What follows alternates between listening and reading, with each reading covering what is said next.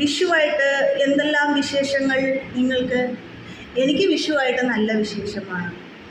കുറേയേറെ സങ്കടവും കുറേയേറെ സന്തോഷവുമുള്ളൊരു വിഷുക്കാലമാണ്. ആ വിഷുവിനെ ഞാൻ സ്നേഹിക്കുന്നു. പിന്നെ എൻ്റെ ദൈവത്തിനെ ഞാൻ ആരാധിക്കുന്നു. എൻ്റെ ദൈവമുള്ളത് കൊണ്ട് സങ്കടങ്ങളെല്ലാം മറന്ന് സന്തോഷത്തിലേക്ക് ഞാൻ ജീവിക്കുന്നു. തൊട്ടാ പൊള്ളുമെങ്കിൽ വിടരുത്, മുറുകെ പിടിച്ചോളണമെന്ന് ഞാൻ ഇപ്പോഴും പറയുന്നത് അതുകൊണ്ടാണ്.